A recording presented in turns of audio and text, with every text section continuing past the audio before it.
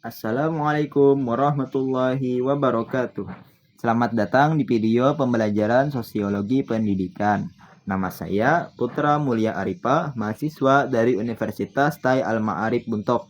Saya semester 3 dan NIM saya 23.111.01099. Nah, jadi hari ini saya akan membahas topik penting dalam sosiologi pendidikan, yaitu masyarakat dan sosialisasi. Nah, proses sosialisasi tidak hanya terjadi di dalam keluarga, tapi juga melibatkan masyarakat sebagai agen utama yang mempengaruhi perkembangan individu. Nah, jadi kita akan menjelajahi konsep teoritis sosialisasi dalam masyarakat, peran berbagai institusi sosial, serta memberikan contoh nyata dari kehidupan sehari-hari. Nah, jadi sebelum membahas peran masyarakat dalam sosialisasi, mari kita pahami definisi kedua konsep ini. Yang pertama, masyarakat. Nah, masyarakat adalah sekelompok individu yang hidup bersama dalam satu wilayah dengan keterikatan norma, nilai, dan tradisi yang sama. Kemudian menurut Emil Durkheim, masyarakat adalah entitas yang membentuk dan mengatur kehidupan individu melalui norma dan nilai yang kolektif. Nah, kemudian untuk sosialisasi, di sisi lain adalah proses di mana individu belajar untuk berperilaku sesuai dengan harapan sosial. Proses ini terjadi melalui interaksi dengan berbagai agen sosialisasi, termasuk sekolah, keluarga, teman sebaya, media, dan masyarakat luas. Nah, jadi ada beberapa tahapan sosialisasi dalam masyarakat.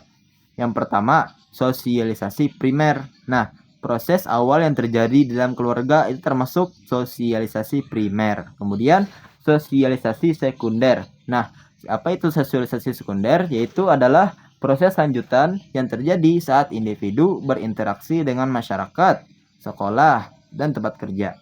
Nah, jadi masyarakat memainkan peran penting dalam sosialisasi sekunder, di mana individu mulai mengenal nilai-nilai dan norma sosial yang lebih luas.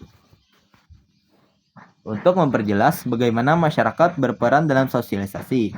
Nah, berikut adalah beberapa contoh nyatanya.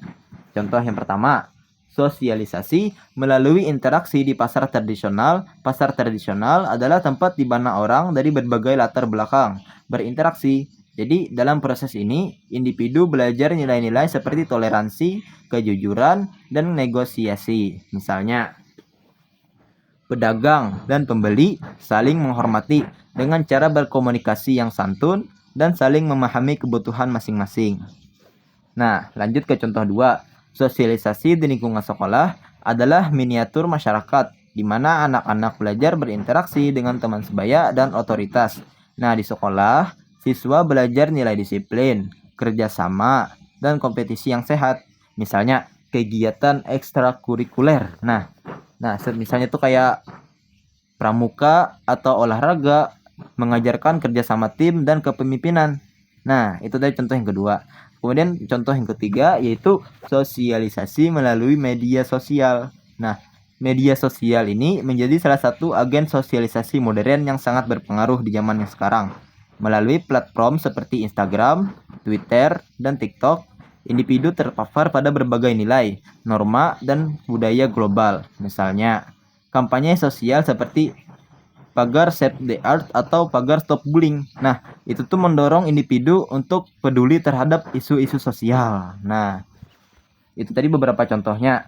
Nah, jadi dari contoh-contoh tersebut, kita dapat melihat bagaimana teori sosialisasi diterapkan dalam kehidupan nyata. Nah, kemudian si Durkheim tadi menekankan bahwa masyarakat memiliki kontrol nilai sosial melalui norma dan nilai yang diterapkan dalam kehidupan sehari-hari.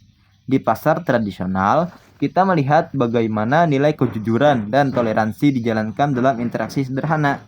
Nah, kemudian menurut Herbert Mead, dalam teorinya tentang self, menjelaskan bahwa identitas individu terbentuk melalui interaksi sosial. Contohnya, di sekolah, siswa belajar peran sosial, seperti menjadi pemimpin atau anggota tim. Nah, itu tadi. Kemudian media sosial sebagai agen sosialisasi baru memperkuat konsep teori interaksi, simbol di mana simbol, bahasa, dan nilai dibentuk dan dipahami melalui komunikasi online. Kemudian untuk kesimpulannya, masyarakat adalah agen sosialisasi yang sangat penting dalam membentuk karakter individu. Melalui berbagai interaksi sosial, individu belajar nilai, norma, dan peran sosial yang menunjukkan mereka berfungsi dalam masyarakat yang lebih luas. Kemudian, secara pribadi, saya merasa bahwa sosialisasi dalam masyarakat memperkaya pemahaman saya tentang keragaman dan pentingnya toleransi. Nah, pengalaman berinteraksi di berbagai lingkungan mengajarkan saya lebih terbuka dan menghargai perbedaan. Itu saja yang bisa saya sampaikan. Jika ada salah, mohon dimaafkan. Dan jika ada tambahan, bisa ditulis di kolom komentar. Assalamualaikum warahmatullahi wabarakatuh.